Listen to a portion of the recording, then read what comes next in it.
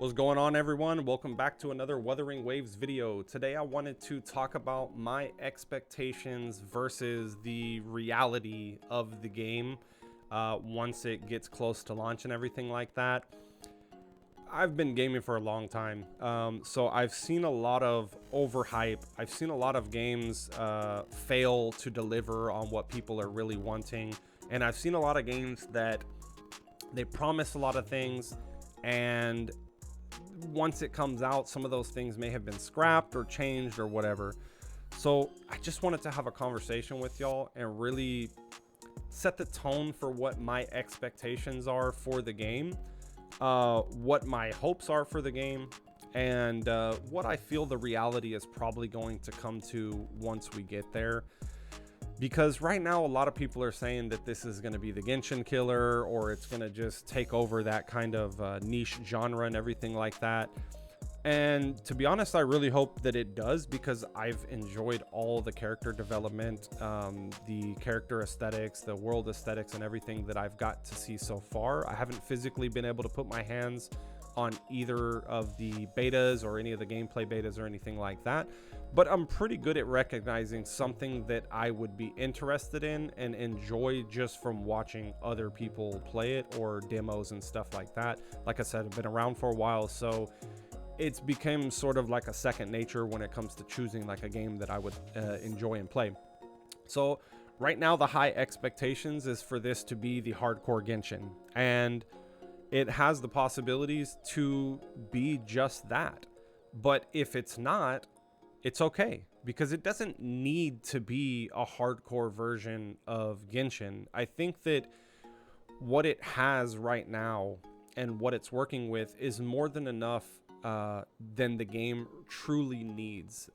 Kuro is not a big studio like Hoyoverse in terms of just overall revenue and money and everything to throw into a game. They're still a large company, don't get me wrong, I'm not giving them the short end of the stick or anything like that, but Hoyoverse has had so much success, and so they've had success to work on their games and change it or do things in the way that they feel that would keep it for a long period of time. And where Wuthering Waves is, it has certain things that it is doing different, like the Pokemon system. I completely forgot the name of the creatures, but the system where you can catch the monsters and use them in skills and attacks and stuff like that. It has this system, which I'm going to go off on a tangent right now for that. I truly hope that if it is meant to be a large part of in-game or a large part of the game, I hope that it's done right. And I hope that it's done in a way to where every single player that wants to participate in getting all of them has an equal chance and an equal opportunity to do that without spending money. I hope that this is not a microtransaction hell in any way. I hope that they implement these monsters and creatures and stuff like that in a way to where you can't break the game by just going and getting like a truly very powerful one right off the bat, and it just boosts your stats and your skills and everything just out of oblivion, because then it just makes the game too easy. People get bored when it's too easy. And exploitations are fun for a little bit, but then it's just like, you killed the fun of the game. Like, there's no challenge to it anymore. So I'm hoping they figure out a sweet medium where that works perfectly. Another thing that I hope that we get and don't get at the same time is a lot of content that makes it like a daily job. Now, of course, you're going to say, Dragon, gacha games are a daily job anyways. I get it. Trust me.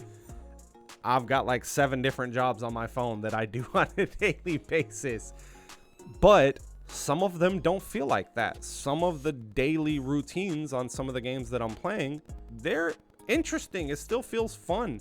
It feels like I can do something different. Like, I don't always have to do the same thing.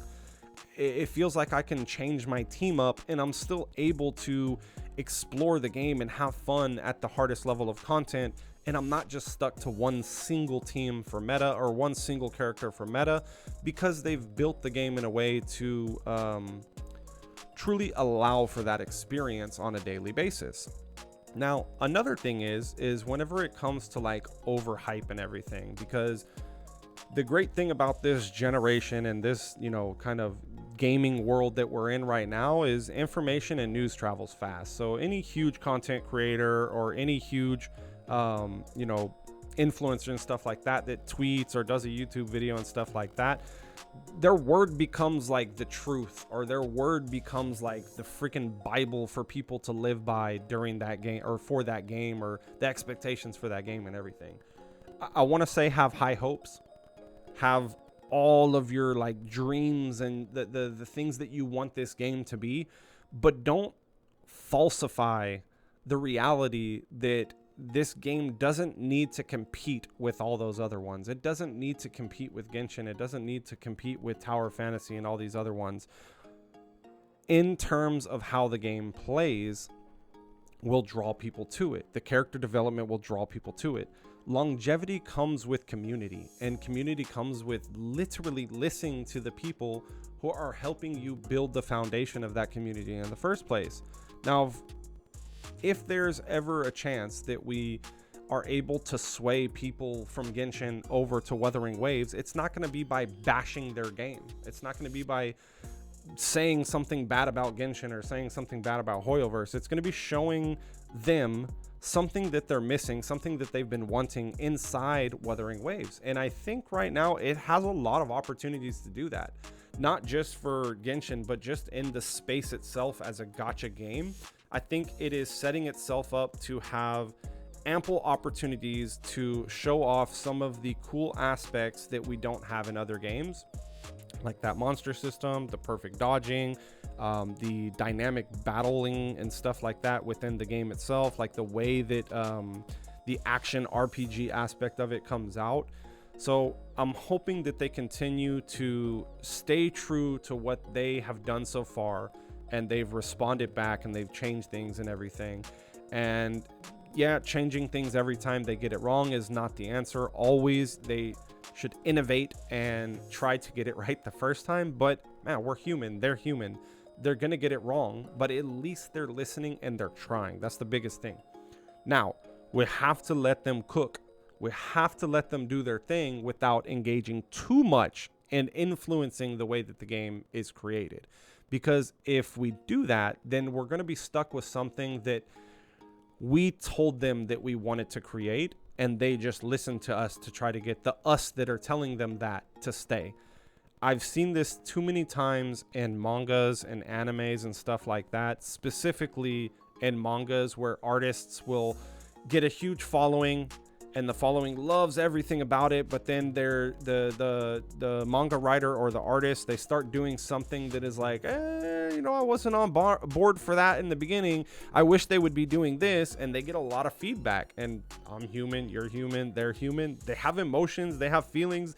They feel objectively wronged for letting people down, and they feel like they need to change it in favor of that to get them back on board. And I really hope that Kuro Games does not feel the need to do that consistently. I think that they should stand their ground with some of the reality of the game that they had and stuff like that. If the story, like I said, I didn't get to play any of the beta tests, so I trust everyone. If the story was garbage, that's something easy to kind of tell. So I'm not talking about that, but I'm talking about like just intricate details of the game. I think they should stand their ground with some of those things and continue to push it out. Once the game comes out, then we can talk about it and let them diversify in the future for different patches and everything like that. Anyways, guys, I hope that y'all enjoyed this. Please, if y'all want to touch on anything or talk to me about anything I talked about in this video, hit me down in the comments. If you haven't subscribed already, we hit past 500 subscribers. Thank y'all so much for everyone who has already hit that button, who's part of the community already. It really means a lot to me. I'm hoping to keep on pushing and pushing this channel. I'm learning to get better myself every single day that I sit down and record. I'll 100% start upping my game in video editing and stuff like that. It's just time constraints. I promise you I'll get it in there someday. But anyways, y'all, thank y'all so much for watching. I'll see you on the next video.